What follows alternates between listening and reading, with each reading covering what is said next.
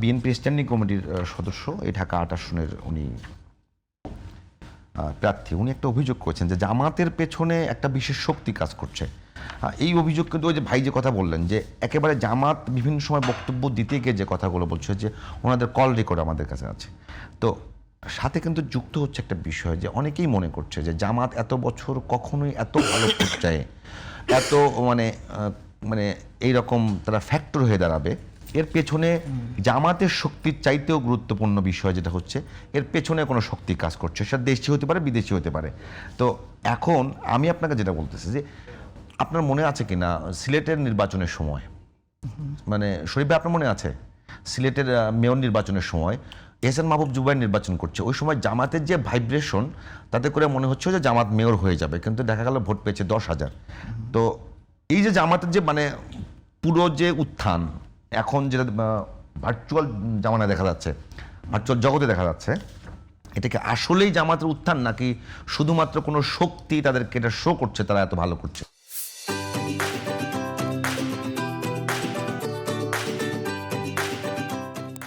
এটা গুরুত্বপূর্ণ একটা প্রশ্ন। আমি এটাই আসার আগে শরীফ ভাই একটা জিনিস বলছিলেন যে ধরেন ফ্যামিলি কার্ড বা কোনো কিছু আমি যখন অফার করব সেই জিনিসটাকে আমার বিস্তারিত ব্যাখ্যার দরকার আছে কিনা। আমি মনে করি বিস্তারিত ব্যাখ্যা দরকার নেই, কিন্তু আপনি যে সমাজের একটা সমস্যা বা রাষ্ট্রের একটা সমস্যা সমাধান করছেন, কোন সমস্যাটা আপনি সমাধান করছেন এটা দিয়ে, এইটা জরুরত আছে। যে আপনি আমার মনে হলো আমি কাউকে কিছু টাকা দিয়ে দিই, এভাবে তো আর আপনি দিয়ে দিবেন না।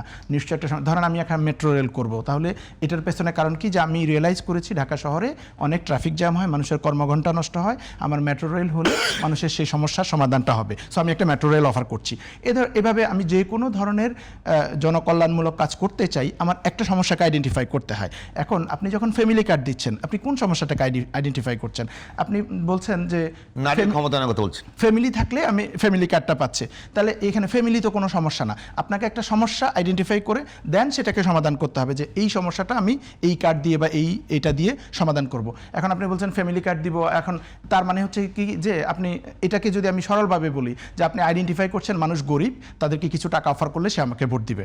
তাদেরকে ফ্যামিলি, যে তোমার ফ্যামিলি আছে তোমাকে টাকা দিয়ে দেবো, তোমার ফ্যামিলি নাই তুমি টাকা পাবা না, এটা তো সমস্যা সমাধান হলো না। ফ্যামিলি তো কোনো সমস্যা না, আপনি সমস্যা সমাধান করবেন। ধরেন জামাত বলছে, যেমন বিএনপি বলছে ভালো ভালো অনেক কথা বলেছে যে কৃষি কার্ড দিবে, হেলথ কার্ড দিবে, ফ্যামিলি কার্ড দিবে, আরও আমাদের তো এক্সিস্টিং কার্ড আছে, ন্যাশনাল আইডি কার্ড আছে, টিন আছে। জামাত যেটা অফার করেছে যে আমেরিকার মতো যে আমরা স্মার্ট সোশ্যাল সিকিউরিটি কার্ড দিব, এক কার্ডের মধ্যেই এভরিথিং সব ধরনের সেবা ইনক্লুডেড থাকবে। জামাত ক্যাম্পেইন করুক, সমস্যা তো নাই না, জামাত সেটা ক্যাম্পেইন করছে, জামাত তো সেই অফার করছে। এখন আপনি ধরেন জামাত যেমন বলছে আমরা হচ্ছে ফার্স্ট 1000 ডেজ প্রোগ্রামের আন্ডারে মা এবং শিশুদের সমস্যা সমাধান করব, কি যে আমাদের বাচ্চাদের জন্মের সময় মা কনসিভ করা থেকে শুরু করে বয়স 2 বছর হওয়ার জন্য ফার্স্ট 1000 ডেজে মানুষের যে প্রবলেম আছে,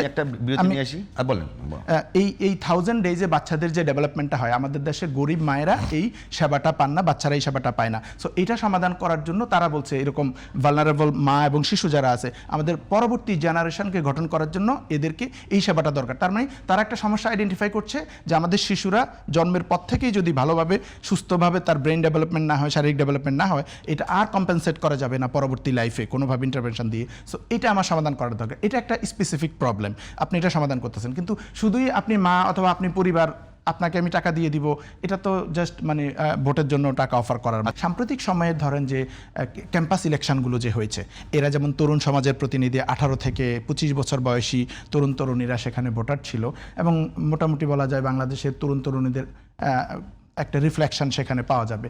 তো প্রথম যে নির্বাচনটা হয়েছিল ডাকসু নির্বাচনের আগেই কিন্তু এরকম আলাপ ছিল যে শিবির জিতে যেতে পারে বা ভালো করতে পারে, আর শিবিরের সাথে প্রতিযোগিতা করছে ছাত্রদল, ছাত্র শক্তি সহ আরও অন্যান্য স্বতন্ত্র প্রার্থীরা ছিল, বাম ছাত্র সংগঠনের প্রার্থীরা ছিল।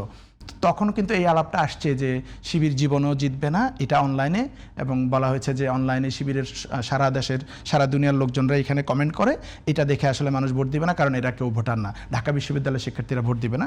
কিন্তু বাস্তবে হয়েছে যে ঢাকা বিশ্ববিদ্যালয়ে শিবির জিতেছে এবং একটা ভূমিধস বিজয় হয়েছে, ছাত্র দলের সাথে প্রায় 10,000 ভোটের পার্থক্যে তারা জিতেছে।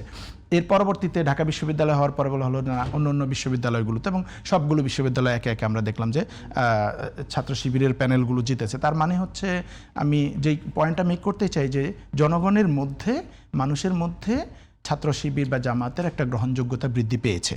এখন এটা নানান কারণে হতে পারে, মোটা দাগে আমি যদি বলি, একটা হচ্ছে যে আওয়ামী লীগের 15 বছরের দুঃশাসন দেখার পরে মানুষের মধ্যে গতানুগতিক রাজনীতির প্রতি একটা বৃতৃষ্ণা এসে গেছে।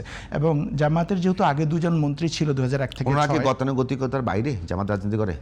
আমি পয়েন্টটা বলি যে মানুষ বিরক্ত কেন যে আমাদের দেশে সম্পদ লুট হচ্ছে, চাঁদাবাজি হচ্ছে, পেশি শক্তির ব্যবহার হচ্ছে, বা আমাদের যে সরকার যে মানুষের সাথে যে কমিটমেন্টগুলো করে সেগুলো রাখছে না।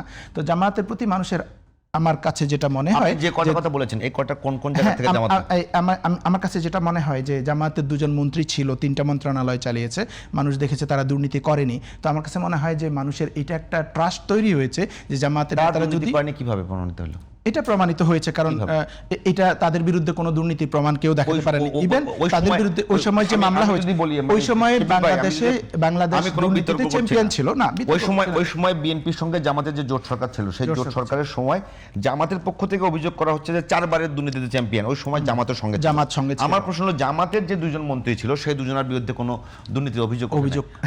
আচ্ছা ঠিক আছে, সুন্দর কিনা বিএনপির কোন নেতার মন্ত্রীর বিরুদ্ধে দুর্নীতির অভিযোগ উঠেছিল? সেই সময় অনেকের নামে দুর্নীতির অভিযোগ উঠেছে, খোদ তারেক রহমানের নামেও ছিল, মন্ত্রীদের নামে ওঠে নাই, মন্ত্রীদের নামে উঠছে, বিএনপির নেতাদের নামে উঠছে, মন্ত্রীদের নাম, এবং অনেকেই তো দুর্নীতির মামলায় বিভিন্নভাবে জেলও খেটেছেন। কিন্তু জামাতের দুইজনের নামে, ইভেন ডক্টর আবুল বারাকাতও বলছিল যে জামাতের দুর্নীতি দিয়ে ধরতে পারবে না, কারণ এরা আদর্শিক দল, এরা দুর্নীতি করবে না, এদেরকে ধরতে হলে মুক্তিযুদ্ধ বা যুদ্ধ অপরাধী এগুলো দিয়ে ধরতে হবে। তো এটা আমি বলছি মানুষের পারসেপশনের জায়গায় যে এরা দুর্নীতি করবে না বা এদেরকে ট্রাস্ট করা যায়, এক।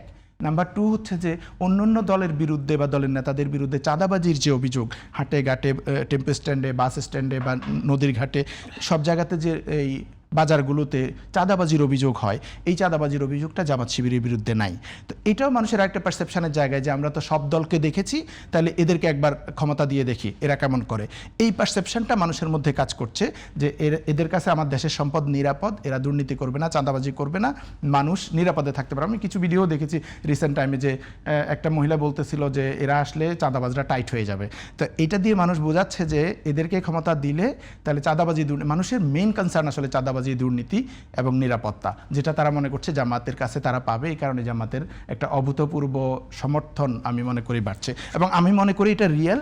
এই রিয়েল বাড়ার কারণ হচ্ছে সম্প্রতি যে জরিপগুলো হয়েছে, ইনোভেশন 2টো জরিপ করেছে, আইআরআই, আমেরিকান যে সংস্থাটা আইআরআই করেছে, এবং দেশে ব্র্যাক করেছে, সানেম করেছে, অনেকগুলো সার্ভে হয়েছে। তো সবগুলো সার্ভেতেও দেখা যাচ্ছে বিএনপি জামাতের পার্থক্য 10% ছিল, তারপর 5%, 2% এরকম দেখাচ্ছে। তো এটা দিয়েও বোঝা যায় যে বিএনপি এবং জামাতের সমর্থন মোটামুটি এখন কাছাকাছি। তবে ভোটের বাজারে গিয়ে আসন সংখ্যা কত হবে এটা নির্ভর করছে ওই পার্টিকুলার আসনে ব্যবধান কত হচ্ছে বাকি। কিন্তু ন্যাশনাল লেভেলে চিন্তা করলে বিএনপি এবং জামাতের ভোটের পার্থক্যটা এখন খুবই ক্লোজ, এবং মানুষের মধ্যে এই পরিবর্তনটা রিয়েল জায়গায়।